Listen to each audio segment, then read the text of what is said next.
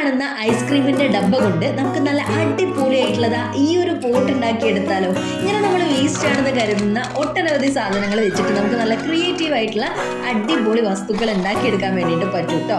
ഇതിനായിട്ട് നമ്മൾ ഐസ്ക്രീമിന്റെ ഡബ്ബയുടെ ഈ ഒരു മേലത്തെ വശം കട്ട് ചെയ്ത് ഒഴിവാക്കേണ്ടതായിട്ടുണ്ട്. സൂക്ഷിച്ച് നല്ല രീതിയിൽ തന്നെ വൃത്തിക്ക് കട്ട് ചെയ്തെടുക്കാൻ വേണ്ടിയിട്ട് ശ്രമിക്കുക.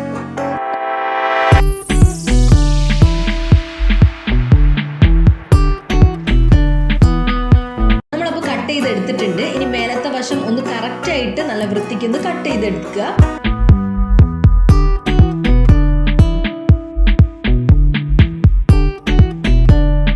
ഇനി നമുക്ക് വേണ്ടത് ചിരട്ടയാണ് കേട്ടോ. ഇതുപോലെ നമ്മൾ 3 ചിരട്ട എടുത്തിട്ടുണ്ട്.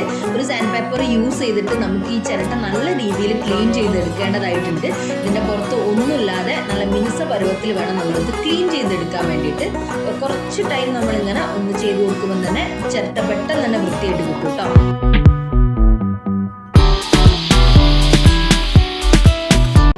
ചിരട്ട നമുക്ക് ചെറിയ ചെറിയ പീസായിട്ട് ഇങ്ങനെ കട്ട് ചെയ്തെടുക്കേണ്ടതായിട്ടുണ്ട്. അപ്പോൾ നിങ്ങൾ അതൊന്ന് കട്ട് ചെയ്തെടുക്കുക.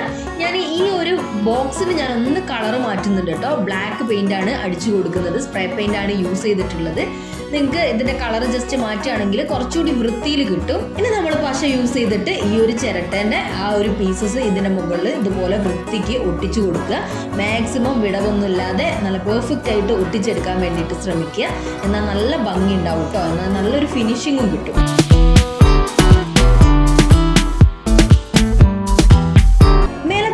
നമ്മൾ ചരട് യൂസ് ചെയ്തിട്ടൊന്ന് ഡെക്കറേറ്റ് ചെയ്ത് കൊടുക്കുന്നുണ്ട്. അതിനായിട്ട് കുറച്ച് പശ അപ്ലൈ ചെയ്തതിനു ശേഷം നമുക്കിതാ ഈ ഒരു നൂല് യൂസ് ചെയ്തിട്ടാണ് ഞാനിത് മേലത്തെ ഭാഗം സെറ്റ് ചെയ്യുന്നത്. അങ്ങനെ അതൊന്ന് സെറ്റ് ചെയ്തെടുക്കേണ്ടതാണ്. ഇത് നമ്മൾ നേരത്തെ ചെയ്യുകയാണെങ്കിൽ നമുക്ക് ചിരട്ട ഒട്ടിക്കാൻ കുറച്ചും കൂടി എളുപ്പമായിരിക്കും.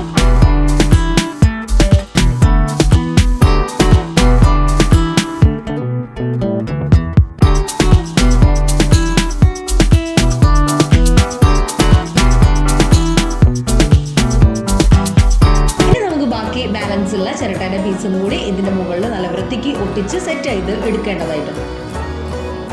അപ്പോൾ അതെ, നമ്മൾ ചിരട്ടെല്ലാം ഒട്ടിച്ച് നല്ല പെർഫെക്റ്റ് ആയിട്ട് നമുക്ക് കിട്ടിയിട്ടുണ്ട്.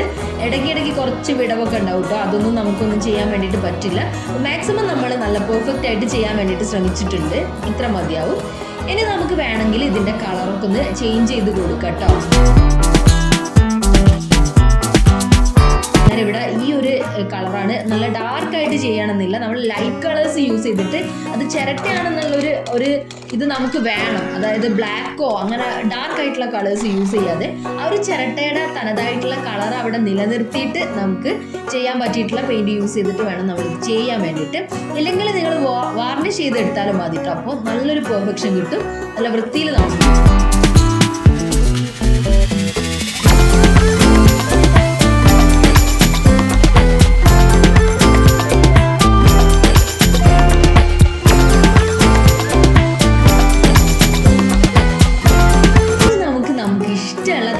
ചെടികൾ ഇതിനകത്ത് സെറ്റ് ചെയ്ത് കൊടുക്കാം. ഇതിപ്പോൾ ഞാൻ ജസ്റ്റ് ഒരു പ്ലാസ്റ്റിക്കിൻ്റെ പൂവാണ് കേട്ടോ. ഒന്ന് എങ്ങനെ ഉണ്ടാവും എന്നുള്ള ഒരു ലുക്ക് അറിയാൻ വേണ്ടിയിട്ട് വെച്ചതാണ്. ഇപ്പോൾ ഇതിനകത്ത് നമുക്ക് പോട്ടി മിക്സ് ഒക്കെ നിറച്ചു കൊടുത്തിട്ട്, അല്ലെങ്കിൽ പോട്ടി മിക്സ് തന്നെ നിറയ്ക്കണമെന്നില്ല. അത് പ്ലാസ്റ്റിക്കിൻ്റെ കോട്ടുള്ളത് കൊണ്ട് തന്നെ നമുക്ക് വെള്ളത്തിൽ വളർത്താൻ പറ്റിയിട്ടുള്ള ചെടികളൊക്കെ ഇതിനകത്ത് നട്ടു കൊടുക്കാൻ വേണ്ടി പറ്റും.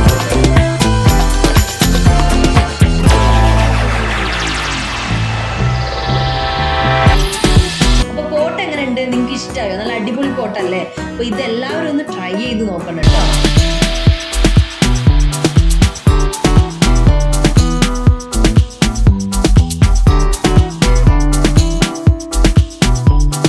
ഇത്തരത്തിലുള്ള കൂടുതൽ വീഡിയോസ് ആയിട്ട് ഇനിയും വരുന്നതാണ്. എപ്പോഴും പറയും പോലെ തന്നെ ചാനൽ ഒന്ന് സബ്സ്ക്രൈബ് ചെയ്ത് സപ്പോർട്ട് ചെയ്യുക. വീഡിയോസ് ഒക്കെ ഒന്ന് ലൈക്ക് ചെയ്യുക. നിങ്ങളുടെ ഫ്രണ്ട്സിനൊക്കെ ഒന്ന് ഷെയർ ചെയ്ത് കൊടുക്കുക. അടുത്തൊരു വീഡിയോ ആയിട്ട് വരുന്നവരെ ബൈ.